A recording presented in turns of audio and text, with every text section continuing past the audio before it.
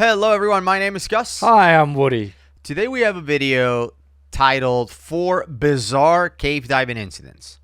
I haven't seen this one, but I'm sure our audience is going to love it because I think once you put the word bizarre, click. I'd click. I'm watching. All right, let's give it a shot. You're holding on to a slippery stalactite in an air pocket inside a flooded cave.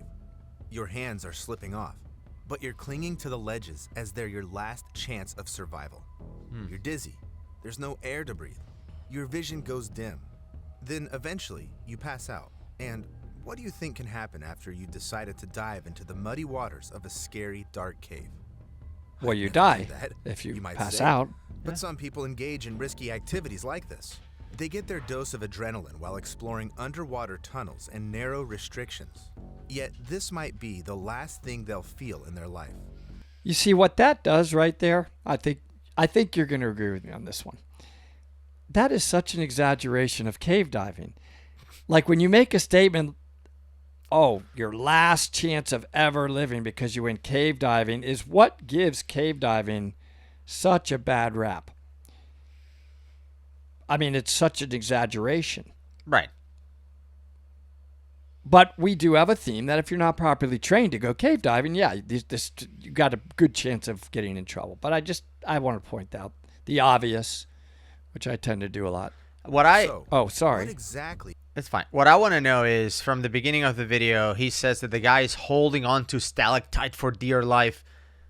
If he's diving and he made it to an air pocket, maybe he was low on air or whatever, why would he have to hold to a stalactite? You can just float there with your BCD. Inflate it and float. Yeah. You don't have to be like, oh my God, I'm going to fall. Like, no, just inflate it either orally if you ran out of air, or use your air, pump some air into it, and just float there. And literally just sit there. But if you were AI and you wanted to get more views, you would do this holding thing. Don't forget about AI. That's right.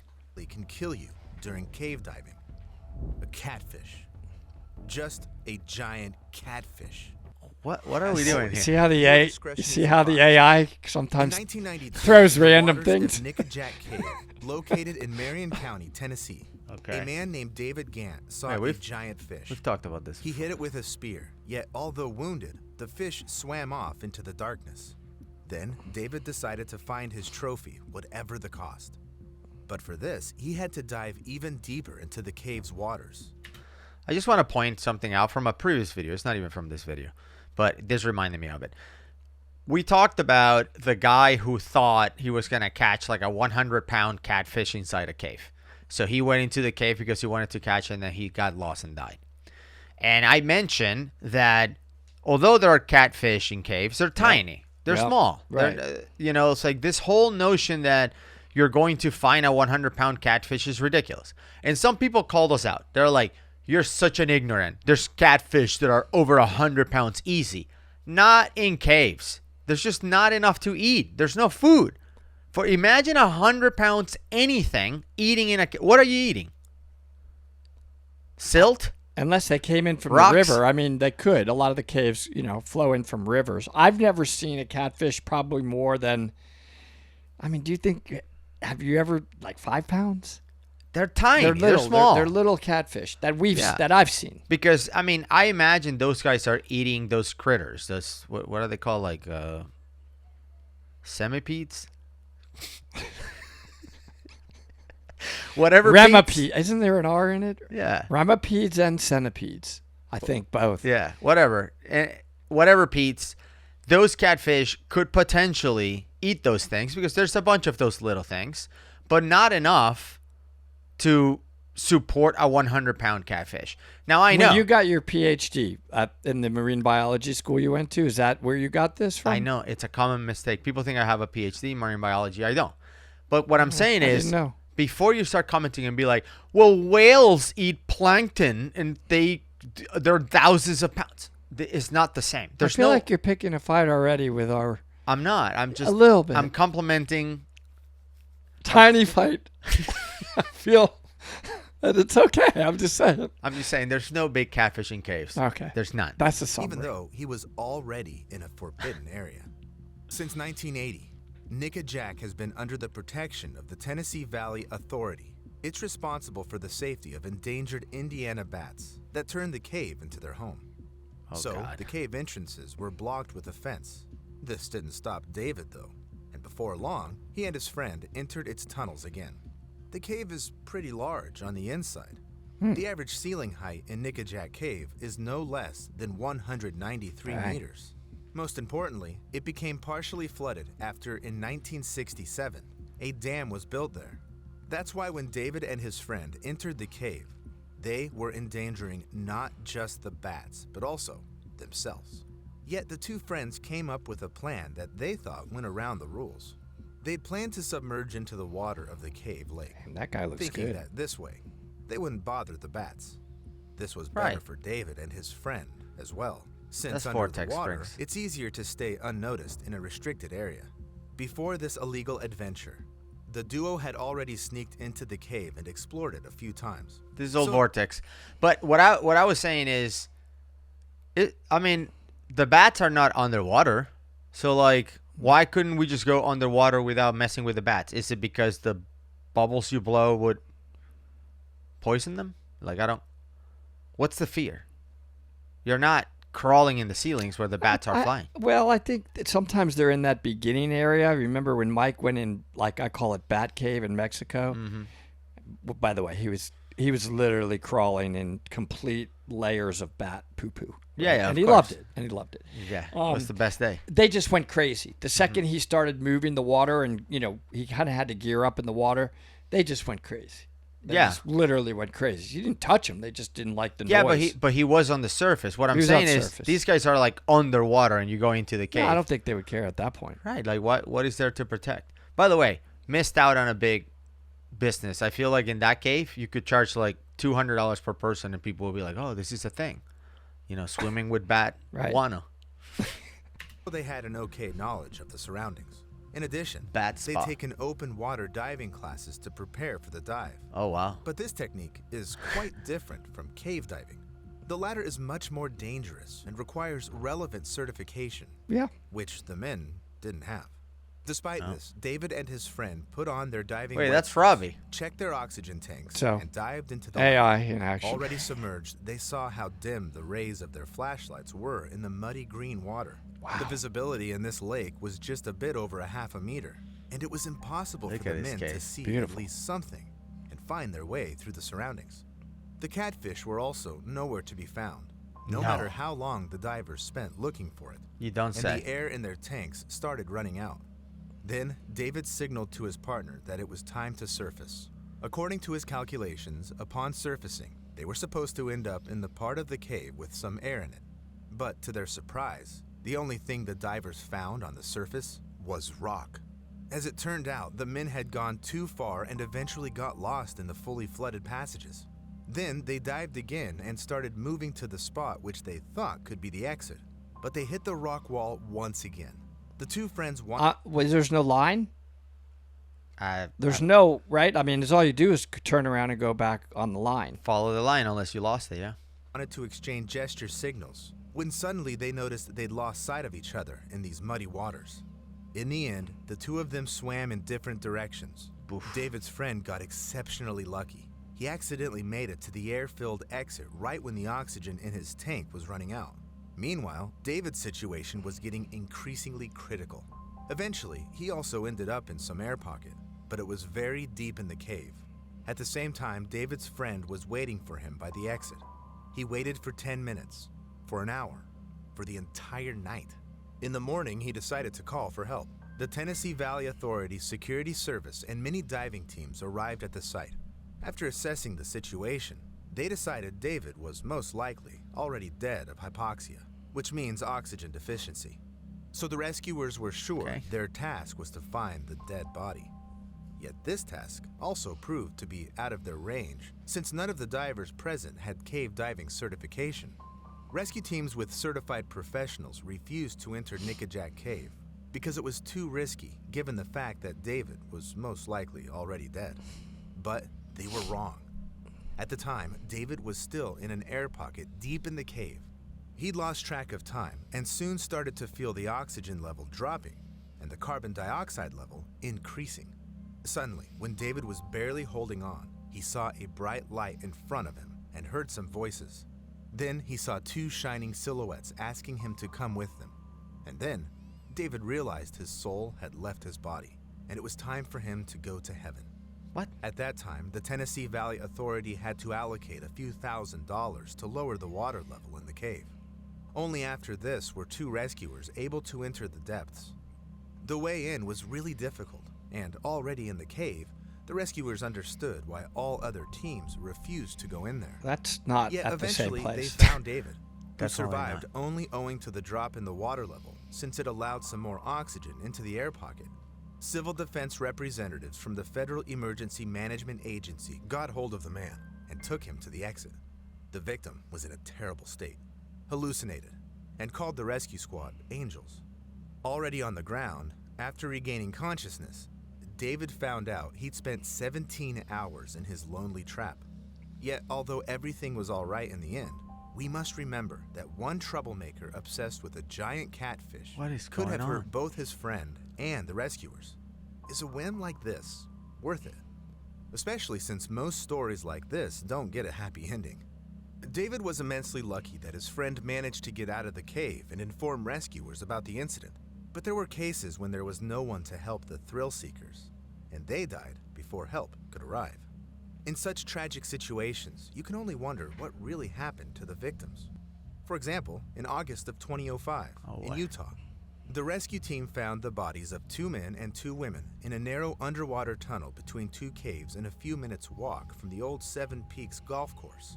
Some local students call these tunnels Gollum's Cave, or the Cave of Death. But little is known about them. So, the police had to track back the events to understand what had happened to the victims. To start with, the deceased were identified.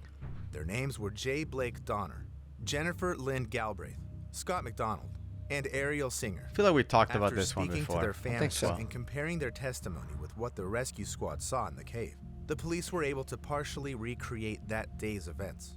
It turned out that the 4 friends had decided to have some fun exploring the creepy local tunnels. One by one, they crawled into the rocky mouth of the cave and proceeded into the depths.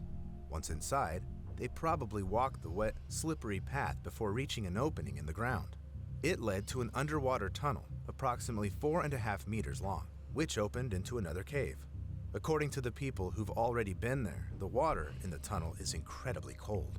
It's also very easy to get disoriented and start. You know, I've been in caves like that, and I remember going with Dave, and you're crawling through water, and your head is literally touching the above. top of the cave. I'm pretty sure if there was like a massive amount of rain that all of a sudden came in, how could those not flood? Right. And I'm like, Dave, do Hurry these up. flood? Or is it's fine? Yeah. Right? So Never to your flooded on point, me. that is where those become way more dangerous than cave diving. Because course. if that floods, you're done. I mean, there was no getting, I mean, that took like 30 minutes to crawl through. Yeah. What are you going to do?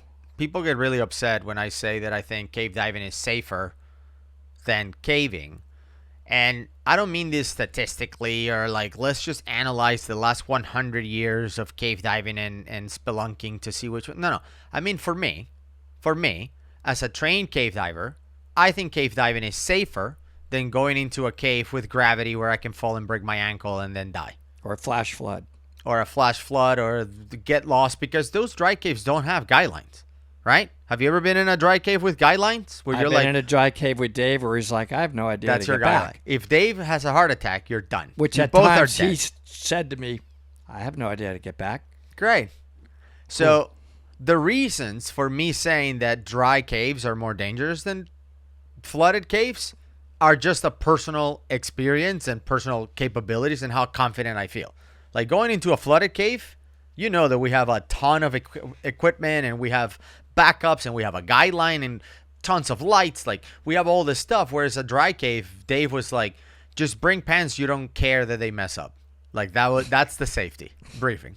It's like, I feel safer underwater. Thank you. Yeah, and wear a helmet. You'll be fine. Yeah. That's a good point. Start panicking, as it's a narrow and dark space. Yet that didn't bother the young adventure seekers, and they decided to dive in. The group members probably were so confident because they knew about the rope that spanned the tunnel. It had been installed there to help explorers pass through safely. One of its ends was wrapped around a rock by the entrance, and the other one was attached to a log in the second cave. But if you lose the rope under the water, the danger increases since a diver can start to panic while looking for it, stirring the sediment from the bottom, which will turn the transparent water muddy in a split second. It seems like something of the kind happened to the deceased. They were likely planning to fill their lungs with air, dive, and swim through the tunnel fast. But something went wrong. The first body, which belonged to a girl, was found stuck in an opening leading to the second cave. The girl was likely the first to find the exit, but got stuck, blocking the way for the rest. Yikes. Time was passing, and it became impossible to hold on without air. In the end, all 4 divers suffocated and died. Another one of the remaining 3 bodies was found at the bottom of the tunnel, and the other 2 were floating in the water. The most horrific fact in this story was that the divers were wearing sandals, and the 2 men were shirtless with only their shorts on. This means they had no specialized diving costumes, let alone oxygen tanks. They had no chance of survival whatsoever. That's why it's essential not to dive into underwater tunnels without specialized training, necessary equipment, and a person who will ensure your safety and call for help in the event of an emergency. Otherwise, you risk not coming out of the cave alive. At least the victims' bodies were retrieved and given to their families. Nice. But if you're into cave diving, you risk staying in the flooded tunnels forever. In 1974, Roger Solery and his friend Martin Farr went to Ugan Uthweth Cave, located in Wales, Great Britain. Which cave? Its exploration. What's the name? Ugan Uthweth? Dukin Nukin? What did he say? I remember the Ugan Benugan incident. Started back in 1949, and 8 years later, members of the Hereford Caving Club cracked the boulder, blocking the entrance to the main part of the cave. Wow, Since big then, cave. it's become easier to get into the cave, and divers went farther and farther into its tunnels. Roger, who was regarded as Great Britain's best diver, was also one of them. He'd performed countless submersions in various Does places, he know Rick Stanton? including Yorkshire, South Wales, and Ireland. It wasn't his first time in Ugan Uthweth Cave either. Because this, he'd already dived into it and reached the most distant point where the previous explorer had stopped. Everybody in the chat just type the right spelling of Ugan Uthweth and go ahead. Just type it. Just type the spelling. Just type the word. Without looking at it, they probably have already saw it on Yeah, if you Google it, then you're cheating. Just write, how do you spell Ugan Nugan? Just go ahead. Put it on there. Well, first you don't. Well, it's not even called Ugan Dugan. But I don't even remember already what it's called. Okay. And they just said it 5 seconds ago. Ugan Benugan. Apart from that, he found a vast passage leading into the darkness. According to Martin, it was a tunnel every speleologist dreamed of finding. Dude, how old Sadly, is that? he was unable to continue his exploration as there wasn't enough air Look at in his that tanks system. at the moment. That's why he decided to return there again with a friend. So, on Saturday, June 15th, he and Martin revisited the cave and started checking everything they needed for the dive. 3 air tanks for each of them, special Look at shoes, that mask. That's and how they 2 were. reels I of remember fishing those. line to pave the way without getting lost. Look at the light. That's the one that I'm like, whoa. That it's like insane. Yeah. And I bet he lasted like an hour. It Tops. blew up a lot. And my thing is, so back in the day, like I don't remember, maybe you do remember, but I don't remember what year SPGs were introduced, submersible pressure gauges, which tells you how much gas you have left. Before then, when was this? The 80s? The 90s? I don't. No, the SPGs, we had them in the 70s. Do you think? I remember. Okay. We had a signal pressure. There were no transmitters, but we had a signal of pressure course. because there weren't even any dive computers. We have to look at it. I'm not going to look this up. I want you to comment below when the SPGs were introduced for everyone to learn. But the point is, before SPGs were introduced, the people just didn't know how much gas they had. You had a J valve, Exactly. which was this thing that gave you like how much air? Like basically you breathe out of your tank until you ran out, and then you pull like a emergency valve to give you a little bit more air so you can make it to the surface. Right. Do you remember how much air you get? I can't remember, but it didn't care about couple your minutes. decompression obligation. Yeah, a couple minutes. There were no rules of thirds and all of that. You're just like, I'm out. Yeah. So imagine you're down in a wreck, just swimming around at 100 feet, 30 meters down there, and all of a sudden there's like, no air. Oh, bing, you just pull this up, go. Yeah, but they did plan. The way it was done way back then is you just planned by time. Mm-hmm. You wore a timing device, and you would try to write down, okay, I'm going to go to 70 feet for 10 minutes, and then you time it. Yeah. And then you wrote down, then you move up to the next level, and it's all by timing device. Right. You just were writing down to remember. Yep. Oh, I've been. But you never really knew how much gas Brought you that had. plan with you. Like It was an estimate. You're like, if I go down to this Before depth for that- this much, I should have about 75% left. Yes. That kind of thing. The point is, how did people explore caves with a J valve? Like back in the day. Like that to me, it sounds so hardcore. I brought a lot of tank. I mean, hardcore, dude. Yeah. Roger went in first, and Martin followed him. The exploration was going pretty well, but when the divers reached the fourth sump in the cave, they came up against problems. Roger couldn't keep advancing due to a headache, yet being an experienced diver, he immediately understood what was going on. The headache was The probably discomfort CO2. concentrated in his paranasal sinuses. Oh. They are air-filled cavities in the skull bones connected with the nasal cavity. They often act up during deep dives as the pressure exerted on him He was congested. under the water. Probably, yeah. Then Martin gave his friend a signal to go back up, since Terrible. it's best not to joke around with things like this. But Roger was full of determination to continue the exploration, and he decided to endure through this. Yet at a depth of 15 to 18 See how much meters, weight he was wearing? Martin Massive. saw how fast the air was running out. And knowing that Roger had even less air left in his tanks, he hurried to the place where an air pocket was supposed to be. He kept going up, but at a depth of approximately 1 meter below the water's surface, Martin saw that, for some reason, there was no air pocket there. Then he swam down and saw Roger, who also hadn't escaped the cave yet. Martin gave him a sign that they needed to get out as fast as possible and made for the tunnel that led to the exit. He waited for his friend there, but the man took very long. Then Martin dived back into the cave, hoping to find Roger, and started moving along the safety rope. But it turned out to be torn for some reason. In the end, Martin informed the police and rescuers about the situation, yet the poor visibility brought on by torrential rains in South Wales made it impossible to find Roger. A few days later, the best divers descended into the cave again, to no avail.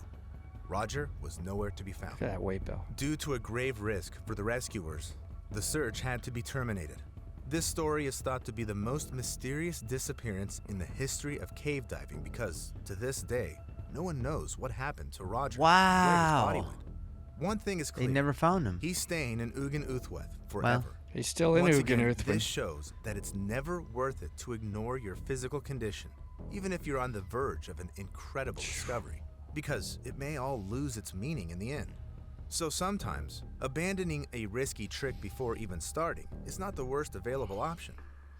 Divers from all over the world dream of coming to Laguna El Dudu in Cabrera, since it's one of the best another nature sites. very of the common Dominican story. Republic. Here, in a remote coastal area, you can find the underwater mazes. It's a challenge for the best divers. That's why in 2019, two professional divers from Italy, Carlos Bassa and Carlos Barbieri, I don't know about decided to professional. dive into them as well. After diving and passing through a few narrow passages, the men saw incredible beauty right before their eyes. The giant tunnel was full of rocky columns, stalagmites, and stalactites. Having enjoyed the sight of these natural wonders, they moved on to the next flooded room, which was supposed to have an air pocket. To reach the end of the cave, they'd have to swim for around 40 minutes. Apart from that, closer to the exit, in the tunnels that weren't fully submerged, there were many bats, tarantulas, scorpions, and snakes. What? Yet the two friends were Inside the intimidated cave? neither by the dangerous How? animals, nor by the long and exhausting Cavern. journey. The divers started their submersion in the morning, but for some reason, didn't come back up to the surface by midday. Wow, who is that? Upon They look learning great. about this, Philip Lehman, vice president of the Philip! Speleological Society of the Dominican Republic, Oh, he became went to worried on behalf find of them, the yeah. foreigners and asked his colleague, Angel Compress, for help, and he agreed to go to El Dudu and look for the lost divers together. Look at this But cave, at the time, dude. That no looked one knew awesome. in which part of the That's cave beautiful. system they might be found. The first thing Lehman and Compress noticed was that the mud got stirred in the water, stopping them from seeing anything around them. This complicated their search, but was also a hint. It pointed to the divers having been here and stirred the mud from the bottom with their movement. Of course. Since every professional knows that to avoid this, you need to swim slowly and carefully. It's possible to deduce that something had happened to the divers and made them move quickly and chaotically. Then, the search team started using this as a landmark, walking the path of stirred sediment. They finally found a narrow restriction. Yet, due to poor visibility, the divers were only found a few days later. Both of them were already dead. Their corpses were stuck in the narrow tunnels of the cave. They must have been frantically trying to find the exit to the surface as their air was running out. Carlos Bussa was so stuck that the team was unable to get him out. It's known that before their trip, one Italian instructor who knew about the divers' intentions reportedly reproached them, saying they should give more thought to the necessary preparations. Bussa replied that the instructor couldn't teach him anything he didn't already know. That's a shame. I've heard that. Because the most important detail in this story is that being an experienced diver with a name isn't enough to submerge into this cave. You need the relevant certification. Yet the two friends only had self-confidence, and it played a bad joke on them. It would seem like most victims of underwater diving died precisely because this activity is reserved for the most skilled and resilient individuals. For example, for people like Natalia Molchavona, she has over 40 world records and is the first woman in the world to overcome the 100-meter mark in a depth dive with no oxygen tank, just holding her breath. She was also the first woman to hold her breath for over 9 minutes. That's But one unbelievable. time, she was diving by the coast Insane. of Spain, giving lessons to a client. Suddenly, she dived and never came back. She died of simply suffocating and drowning, and it happened in the open water, not in some deep, narrow cave tunnel. So one may never know where they'll meet their death. Yet it's well known that if you're into risky activities like this, the odds are much higher. Would you dare to go diving? And do you have any kind of training? For instance, for how long can you hold your breath? I can hold mine for around 40 seconds. How about you? Write me in the comments. Also, subscribe to my channel to find... Okay. So the last story, there's a lot of inaccuracies in the statement. So the guys, the Italian guys, weren't cave divers. They were just regular divers who venture into caves. A cave instructor told them, since you guys clearly enjoy cave diving, why don't you get trained as a cave diver so you can continue to cave dive? And they said, there's nothing you can teach me that I don't already know. Right? That's all true. However, I don't remember, first of all, when they found the bodies, they found only one of them. The second one was found by Ed and Mike 18 days after they died. So it took over 2 weeks for them to find it. Nobody could find the second body. The first one who they found, they couldn't bring him out. That's why they contemplated just sealing the cave, but that's when they called Ed, and Ed was able to take the first body out and then the second one the next day. So there were a few inconsistencies there, but overall, it was accurate. The two Italian divers went into El Dudu, the cave in Dominican Republic. They got wedged beyond belief, and they died because of it, which is, it's pretty sad, pretty tough situation. One of the things that I think is a theme is this idea of finding an air pocket and waiting it out. We've only had one story. Like, we've covered, I don't know how many of, over 10 of these, of people that got lost in a cave, found an air pocket, and eventually were rescued. Only one story that we covered, which is still to this day impossible for me to believe, is the guy who found an air pocket but decided to stab himself in the heart, which is the dumbest theory, conspiracy so you want theory the same number ever of comments heard. now that you got on that one? No, I get it. People So are no, not you going don't. to You change want their less. mind. The weird, I remember that. the weird It's part of it. interesting. The weird part of it is, again, here's a diver who's not a cave diver, who got lost in a cave and found an air pocket, and then decided to stab himself in the heart. And people in the comments were like, just because you wouldn't stab yourself in the heart doesn't mean other people wouldn't stab themselves. For me, the fact that you're going to take a dive knife, which are complete crap, they're terrible knives. These are not Like, That would be whoa, look at this awesome knife. No, they are terrible knives. Dive knives are dull pieces of crap. All right? They are great for cutting like fishing line or whatever. Yes. But you try to open a can of Spam and it breaks in a million pieces. They're terrible. They're not good knives. So the fact that someone is going to, through all their gear, stab themselves in the heart sounds ridiculous and impossible to me, but maybe it's possible. But now you add that the fact that this is a diver who found an air pocket as he was running out of air. So now he found air. And you think that now that they found air, they're going to stab themselves in there? Like, what are you talking about? This makes no sense whatsoever. That is the only story that we've ever covered of a diver that got lost and found an air pocket and didn't wait it out. Everyone else waited out, including the one that we covered a few weeks ago of a guy who waited it out for weeks and starved to death. Yeah. They found his body eventually, like a few weeks later. He had starved to death, but he waited out. He didn't stab himself. That's just dumb. One of those stories that we cover happened in Venezuela, where I'm from. And what I like about that story is not just the fact that the guy found an air pocket and waited it out, but the fact that it also covers another myth that we hear a lot, which is if there's no line in the cave, just bring your own line. Just what? I thought the myth was going to be that there are other people there that don't have the name Gus. That's dumb. Okay. That's not the myth. The guys found a cave in Venezuela. They weren't cave divers. They decided to bring their own line, and then they inevitably did it wrong. The line didn't work. They got lost in the cave, but they found an air pocket. So if you haven't seen that story, I'm going to leave it right here. A little cave rescue. Venezuelan action. Bye, Gus. Bye, Gus. Okay. See you, Gus.